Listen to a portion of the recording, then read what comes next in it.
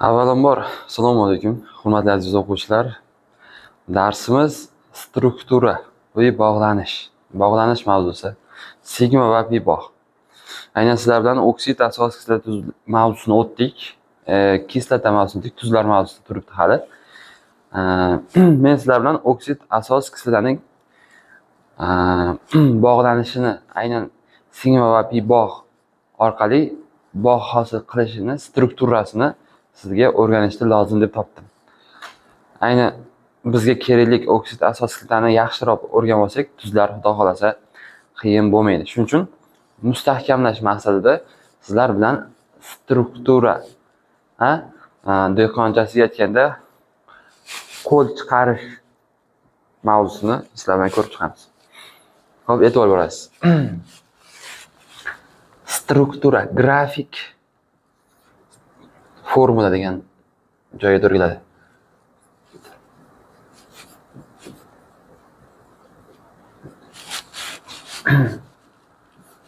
asosan grafik deyiladi aslida. Grafik formula. E'tiborli bo'lasiz. Birinchi o'rinda biz sigma va pi bog' nimaligini yaxshilab bilib olaylik. Sigma bog' ikkita element atomini bog'lab turuvchi yadrolarni orqali o'tkazganda o'qni ustida hosil bo'ladigan bog' sigma bog' deyiladi. Ikki atom yadrolarni tutashtiruvchi o'qning ustida bir-birini qoplash natijasida hosil bo'lgan bog' sigma bog' deyiladi. Ya'ni sigma bog' bir dona bo'ladi. Chunki yadrolarni tutashtiruvchi bir dona bo'lishi mumkin xolos va u ustida faqat bir dona sigma bog' bo'lishi mumkin. Sigma bog' bitta bo'lar ekan. Demak, pi bog' o'sha sigma bog' yonidagi har qanday boshqa bog'lar nima bo'lar ekan? Pi bog' bo'lar ekan. Misol uchun bizda sigma bog' belgisi sigma bog' belgisi quyidagicha ifodalanadi. Pi bog' belgisi esa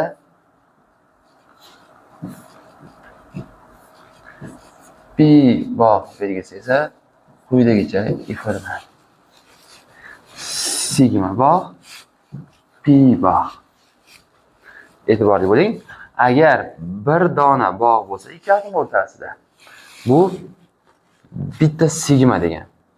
Agar ikki atom o'rtasida ikkita bog' bo'lsa, albatta bittasi sigma bo'ladi, bittasi pi bo'ladi. Agar ikki atom o'rtasida uchta bog' bo'ladigan bo'lsa, bittasi sigma, qolgan ikkitasi, ya'ni o'rtasidagi sigma, qolgan ikkitasi esa pi bog' bo'ladi, hurmatli o'quvchilar. Demak, 10 ta bog' bo'lsa, bitta sigma, qolgan 9 tasi pi bog' bo'ladi. Birinchi bo'lib oksidlarning grafik formulasini ko'rib chiqamiz. Oksidning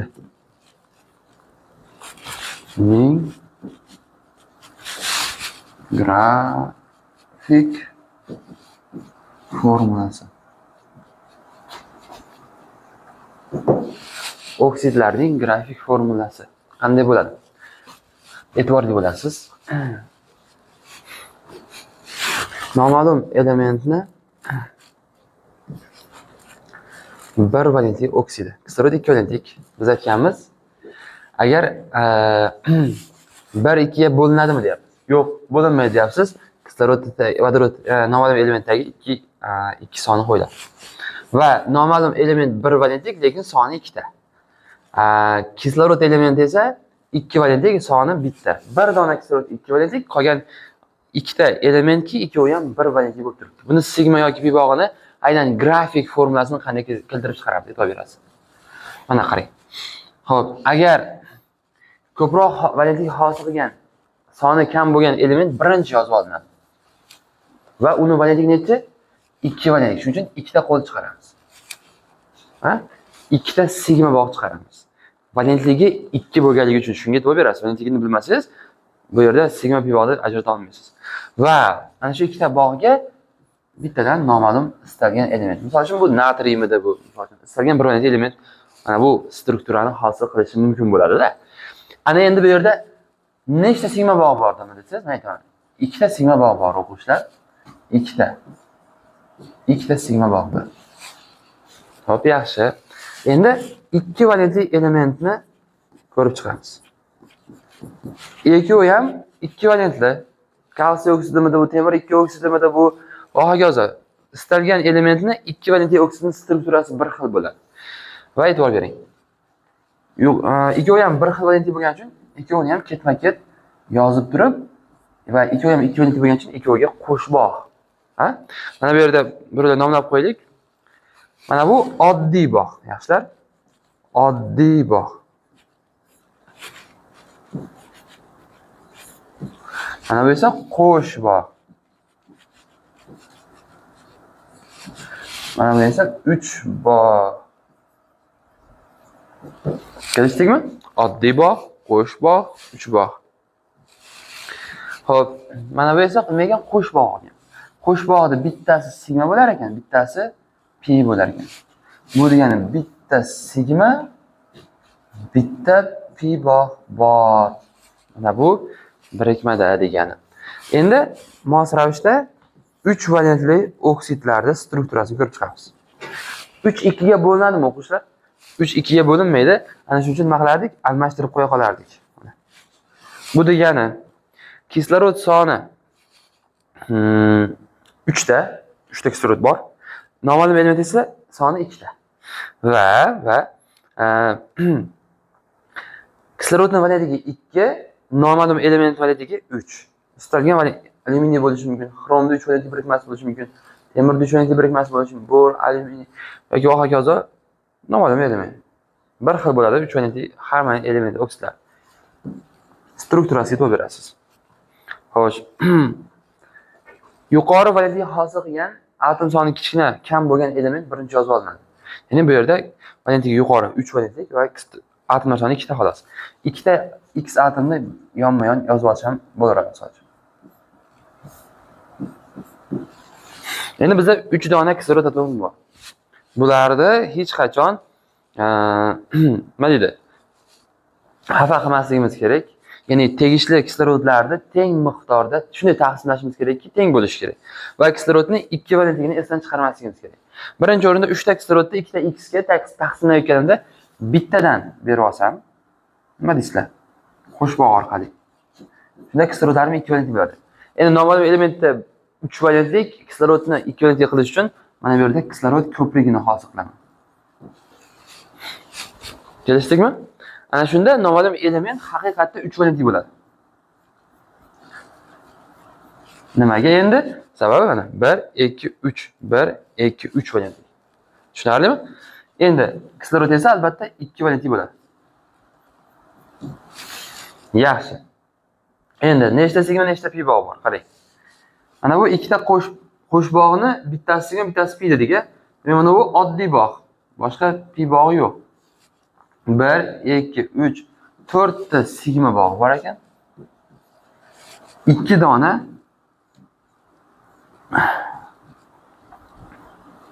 pi bog'i bor ekan. Yaxshi.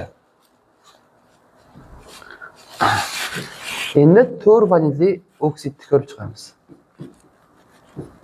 4 2 ga bo'ladi, albatta bo'ladi. Vaqt 2 tushadi. Eslaysizmi? Mana bu narda ham qisqartirib turgan taqdiringizda ham bu 2 bu 1 bo'lardi-da, 2 ga tushib qolaverardi, 1 yozilmasdi-yu, eslasangiz. Ya'ni bu noma'lum elementni 4 valentli birikmasi edi. Bu 4 valentli, bu esa 2 valentli. Nomi kerak emas, albatta bu noma'lum element. Istalgan elementda 4 valentli oksid bo'lishi mumkin va bir xil bo'ladi struktura. Yuqori valentli element birinchi yozib olinadi va u 4 valentli bo'lishi kerak, kislorodlarim 2 valentli bo'lishi kerak. Ikkita kislorodda 2 valentlik noma'lum elementni 4 valentli qilish kerak. Mana markaziy noma'lum element necha valentli bo'ldi? 4 valentli bo'ldi. Kislorodlarim esa 2 valentli bo'ldi. Mana shuni hech qachon adashtirmasligimiz kerak o'quvchilar. Hech qachon maytdagi X element 4 valentli deb 5 6 valentli qilib qo'ya olmayman. Yoki 2 valentli qilib qo'ymayman. Bu 4 valentlikmi? 4 valentli bo'lsin o'quvchi. 4 valentli bo'lish uchun o'ziga yarasha tegishli miqdordagi bog'larni hosil qilsin. Xo'p, endi o'quvchilar, bu yerda nechta sigma, nechta pi bog' bor? Ikkitasi sigma ekan. Qolgan ikkitasi esa pi ekan.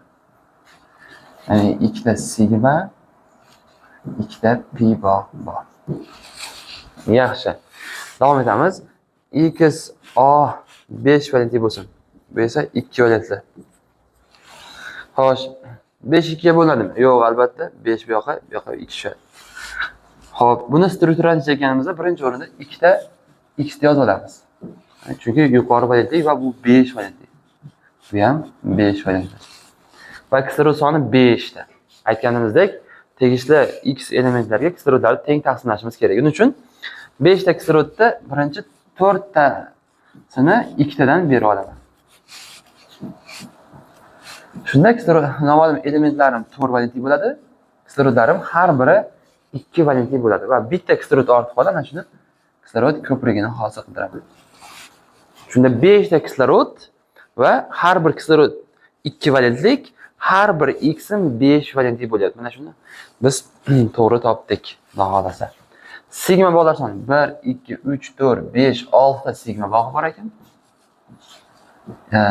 4 ta pi bog'i bor ekan. Bu 5 valentli element oksidi edi. 6 valentli element oksidiga misol.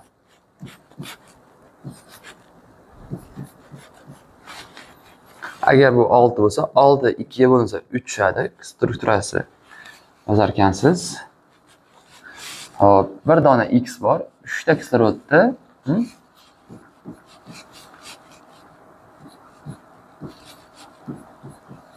Mana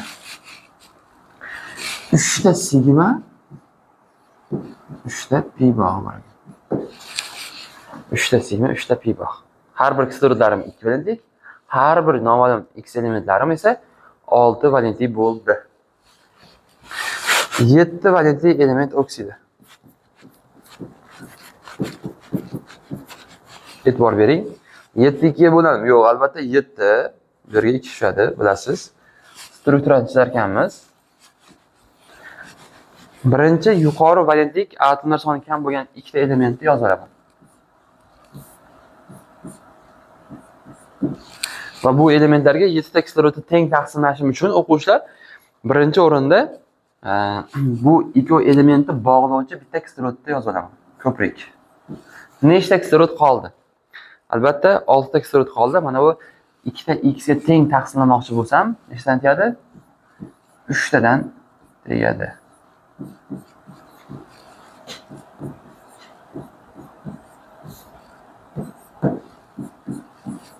Mana. Har bir x elementim 7 valentli bo'ldi. Har bir kislorodlarim 2 valentlik bo'ldi. Mana shunda agar siz valentliklarga mos holda atomlar soniga adashtirmasdan yozgan bo'lsangiz, demak siz grafik formulani to'g'ri yozgan bo'lasiz. Sigma va pi bog'lar hisoblayapsiz. Demak 1 2 3 4 5 6 7 8 ta. 8 ta sigma bog'.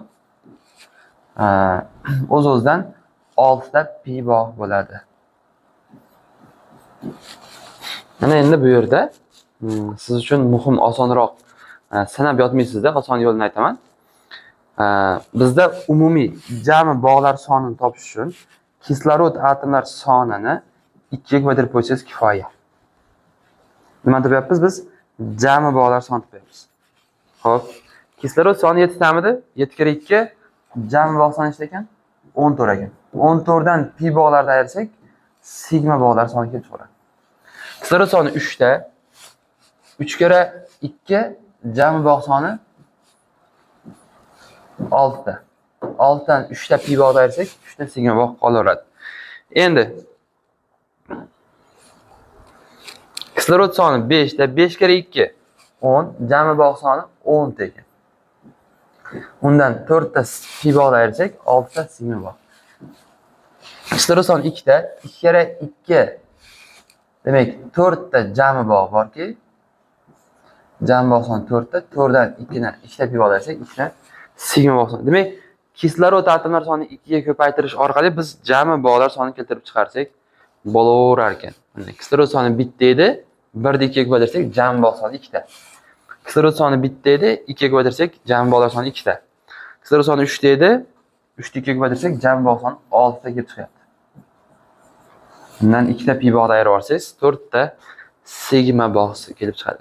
Mana bu oksidlarda tegishli valentiylarga mos holda struktura yoki aynan grafik formulasi bo'ladi. Istalgan elementni tegishli valentlikdagi strukturasi mana shunday bir xil ko'rinishda yoziladi. Xo'p, yaxshi. Biz davom ettiramiz. Ya'ni bizga endi asoslar kerak. Asoslarning grafik formulasi.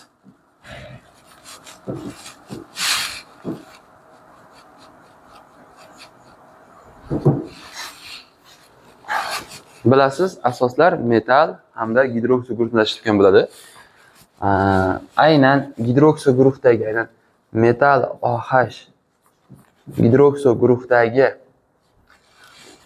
OH ning ko'rinishi quyidagicha bo'ladi. Va bu yerda kislorod 2 valentlik, vodorod esa 1 valentlik.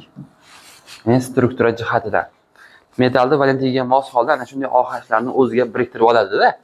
Ya'ni demoqchimizki, misol uchun natriy OH. Bilasiz, moddaning nomi natriyni gidroksidi. Asoslar boshqacha qilib gidroksid deb atalardi. Natriy 1 valentlik, OH soni ham 1 dona bo'ladi. Va buni strukturasini chizar ekansiz, natriy atomi 1 valentlik bo'lgani uchun 1 dona qo'l chiqaradi-da. Bu yog'i xuddi mana shu boshda aytganimizdek, va kislorod valentligi 2, vodorod esa 1 valentlik bo'lib turibdi. Mana bu ham 1, bu 2 valentlik. Sababi bu ikkita qo'l chiqaryapti. Sigma bog'lar soni 2 dona. Sizga muhim tushuncha esingizda qolsin. Asoslarda pi bog' yo'q. Faqat sigma bog' orqali bog'langan. Yaxshi. Ikkinchi, misol uchun kalsiyni gidroksidi deb oladigan bo'lsak, bilasiz, kalsiyni valentligi 2. Mana bu yerga ham 2 tushadi. Bu degani kalsiyni valentligi 2 bo'lsa, albatta birinchi bo'lib metal yoziladi. Metaldan keyin OH soniga mos holda 2 ta valentlik. Ya'ni kalsiy valentligi 2 bo'lgani uchun.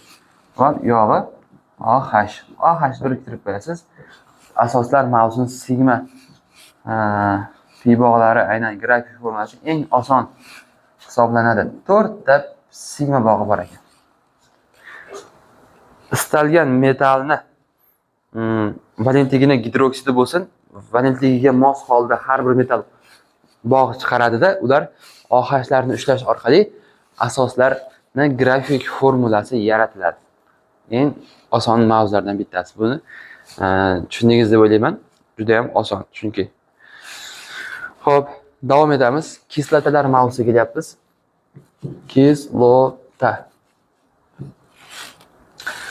Kislotalar mavzusi. Ning grafik formulasi. Kislotalarning grafik formulasiga to'g'ri berasiz. Biz birinchi o'rinda kislorodsiz kislotalarni ko'rib chiqamiz. Kislorodsiz kislota. Bilasiz, tarkibida kislorod bo'lmagandan keyin bu kislorodsiz kislota bo'ladi albatta. Misol uchun aynan ftarid, xlorid, bramid kislota hamda yodid kislotalar borki, bularni strukturasi bir xil bo'ladi. Tegishli bir xil sinfga kiradigan elementlarni vodorod bilan hosil qilgan kislotalari strukturasi bir xilki, qanday bo'ladi? Misol uchun vodorod atomi bilan bular hammasi vodorod ham 1 valentlik, bu ham 1 valentlik bo'lgani uchun indeks qo'yilmaydi-da bular. Demak, ular o'zaro 1 valentlik atomlar o'zaro bog' hosil qilgan bo'lsa, faqat ular bir dona bog' orqali bog'langan bo'ladi. Mana bu X atom o'rtasida istalgan ftor, xlor, brom hamda yod bo'lishi mumkin. Bir dona sigma bog'dan tashlangan. Ftor, xlor, brom, yod mana shu hammasi vodorod atomi bilan noma'lum X yoki aynan ftor, xlor, brom, yod bittadan bog' orqali, aynan bitta sigma bog' orqali bog'langan bo'ladi. Bu bir negizli kislorodsiz kislotalar hisoblanadi. Endi bizda mana bu kislota bor. Nomini eslang. Sianid kislota. Eslasangiz, nima ekan? Sionid kislota. Sianid kislotada vodorod atomi 1 valentlik, Bu 4 valentlik, bu esa 3 valentlik bo'ladi. Va buni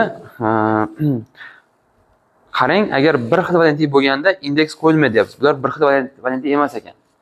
Yoki qaniydir qisqarib indeks tushish degan xulosa bu kislotlarda to'g'ri kelmaydi. Va buni strukturasi orqali bilib olishingiz mumkin xolos. Buni strukturasi quyidagicha bo'ladi. Vodorod orqali bitta bog', uglerod, keyin 3 ta bog' azot. Mana azot atomi 3 valentlik 3 ta bog'i bor. Uglerod atomi 4 valentlik 3 ta, mana ular 4 ta va vodorod 1 valentlik mana isbotda. Va sigma bog'lar sonini oladigan bo'lsak, bitta sigma, ikkita sigma. Mana bu ham demak sigma bog'. Qolgan ikkitasi esa pi bog'. Bu degani ikkita sigma, ikkita pi bog'dan tashkil topgan ekan. O'quvchilar, bu siyanik kislota edi. Radanit kislota. Nomi radanit ekan. 1 valentlik, 2 valentlik, 4 valentlik, bu esa 3 valentlik bo'ladi. Buni yodlab olasiz siz ham. Vodorod, oltin yogurt, uglerod, 3 ta bog' orqali azot. 1 valentlik, 2 valentlik. Hop, sigma, sigma. Mana bu ham sigma, qolgan ikkitasi esa pi bog' va bu 4 valentlik, bu esa 2 valentlik bo'ladi. Bu degani 3 ta sigma, 2 ta pi bog'dan tashkil topgan ekan. Jami 5 ta bog'. Siz mana bularni, aynan kislorodsiz kislotlarda sigma va pi bog'larini mana shunday tartibda ajratib olasiz. Xo'p, endi kislorod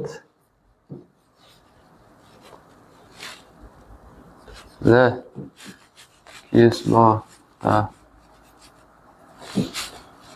grafik formulasi. Kislorodli kislotalarda aytganmiz. Tarkibi umumiy holatda ko'rinishi shunaqa bo'ladi. E'tibor berasiz. Bu yerdagi mana noma'lum X atomni valentligini ko'pchilik bilmaydi. Vodorod valentligi 1, kislorod valentligi 2. X atomning valentligini aniqlash uchun o'quvchilar e'tibor bering. Sizga X atomning nimasini topyapmiz, valentligini topyapmiz. Uning uchun kislorod sonini 2 ga ko'paytirib, vodorod sonini ayirasiz. Ayni xos juda ko'p kislotalarga mos keladigan aynan X atomning valentligini topish. Kislorod sonini o'zini valentligiga ko'paytirar ekansizda, vodorod sonini nima qilar ekansiz? Ayirib orar ekansiz. Shunda noma'lum markaziy istalgan markaziy elementni, markaziy atomni valentligiga kelib chiqadi. Keling, shuni birinchi ko'rib chiqamiz. Misol uchun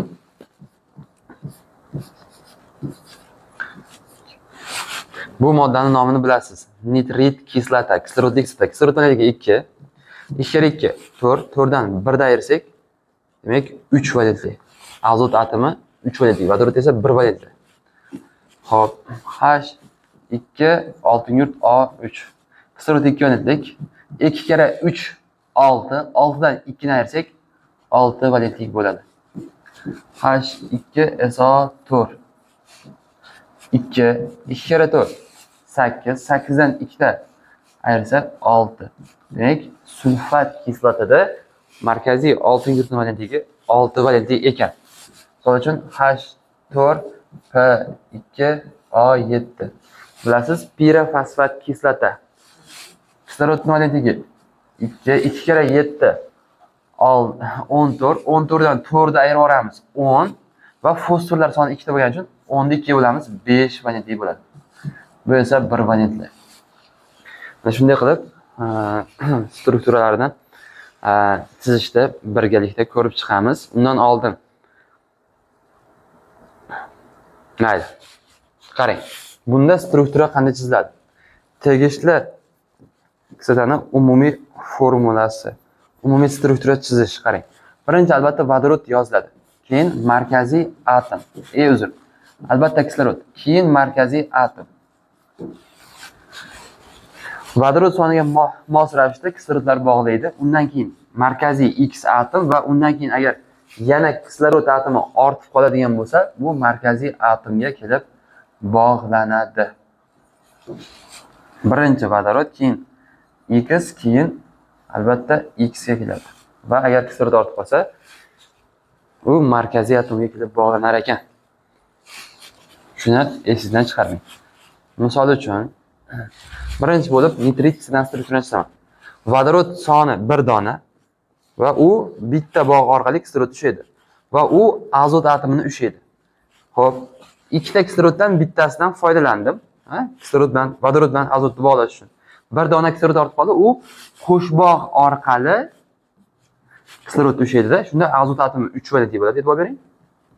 2 valentli bo'lyapti mana. Bu esa 2 valentli, bu ham 1 valentli. Umumiy holatda sigma bog'lar soni 3 ta sigma bog'i bor ekan mana.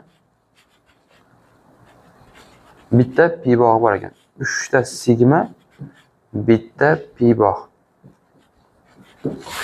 Endi sulfid T-kislorani chizamiz.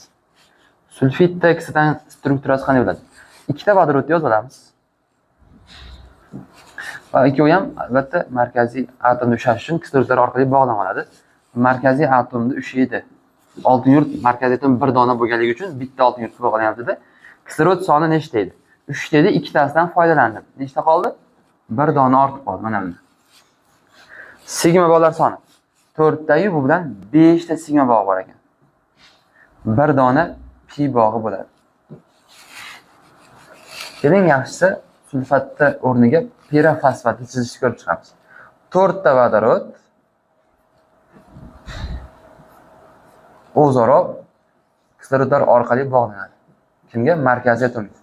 Agar markaziy atom bitta bo'lganda, hamma 4 kislorod ham o'rtadan markaziy atom bitta kislorod tushadi va fosfor tushadi. Lekin fosforlar soni 2 ta bo'lgani uchun har bir kislorod birinchi ikkita fosforni band qiladi va bizda kislorod soni nechta edi? 7 ta edi. 7 tadan 4 tasi ketdi, 3 tasi qoldi. Albatta bu strukturani o'zaro bog'lash kerak. Bitta kislorod bog'lovchi bo'ladi va ikkita kislorod fosforga qo'sh bog' orqali bog'lanadi. Bu yerda xo'p, jami bog' sonini hisoblaydigan bo'lsak, 4 ta, 8 ta,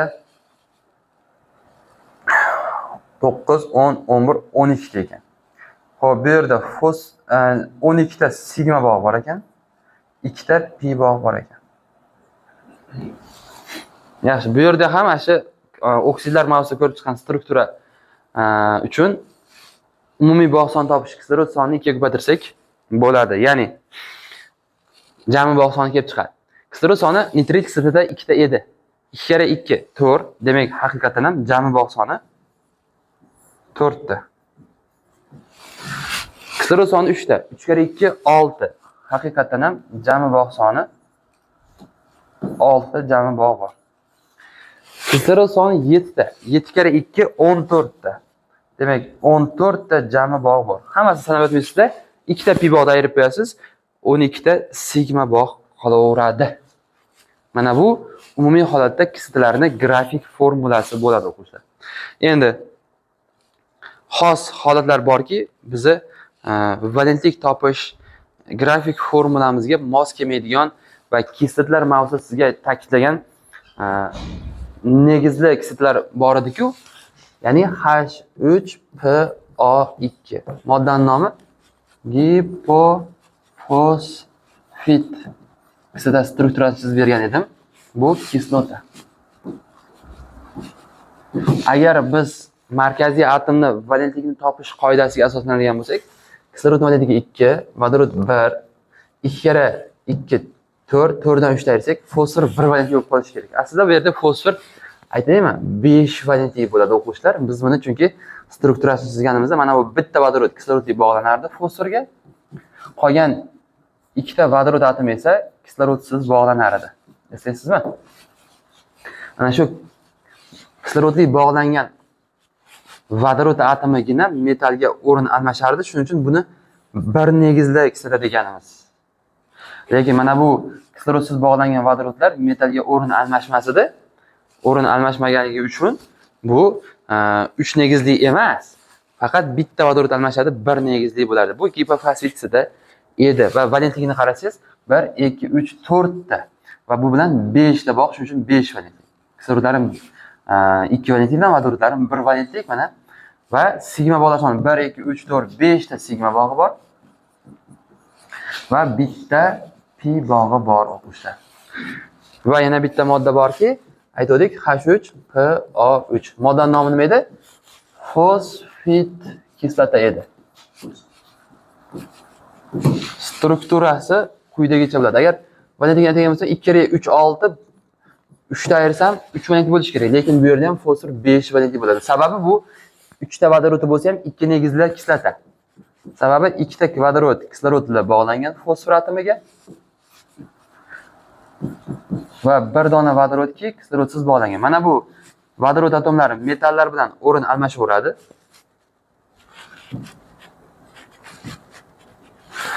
Lekin mana bu vodorod metalga o'rinni bermaydi. Metalga almashinadigan vodorod soni bu negizini ifodalarida. Ana shuning uchun bu 2 negizli kislota. Aynan ana shu ikkita kislotani bilib oling. Ana bunday strukturani hosil qiladi. Xo'p, yaxshi. Davom etamiz.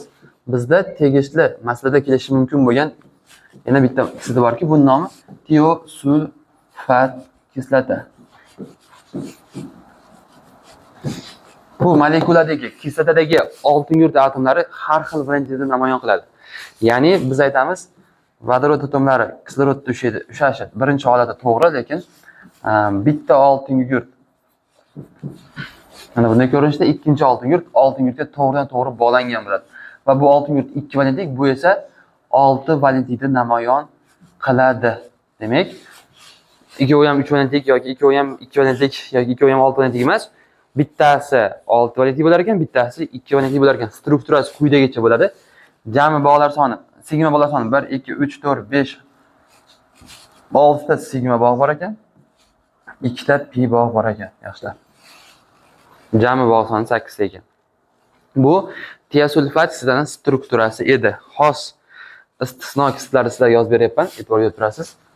Yana bitta kislota borki, H2 oltin yurt 2 O8 degan. Bu modda nomi pirosulfat kislota. Pirosulfat kislotaning strukturasi. E'tibor bering. Vodorod atomlarini kislorodlar orqali bog'langan. Ular har bir oltin yurtlarda ushaydi va quyidagicha strukturani hosil qiladi. Ya'ni mana bu yerda e'tibor bering, kislorod bog'i bor. Birorta kislotada hali beri aynan peroksidlarda ko'rdik kislorod bog'ini, lekin kislotalarda asoslarda uchratganimiz yo'q. Aynan pirosulfat kislotada, aynan shu kislotada kislorod bog'i bo'ladi va har bir oltin yurtim 6 valentlik bo'ladi. Agar men qoidaga asoslanganimda 2 kere 8 16, 16 dan 2 ni ayirsak 14, 14 ni 2 ga bo'lsak 7 valentlik bo'lishi kerak edi. Lekin mana bu kislorod bog'i hisobiga oltin yurt atomining har bir oltin yurt atomining valentliklari necha valentliklari? 6 valentlik bo'ladi. Jami sigma bog'lar soni 1 2 3 4 5 6 7 8 9 10 11 ta. Jami 11 ta sigma bog'i bor ekan. Va pi bog'lar soni 2 ta, 4 ta ekan.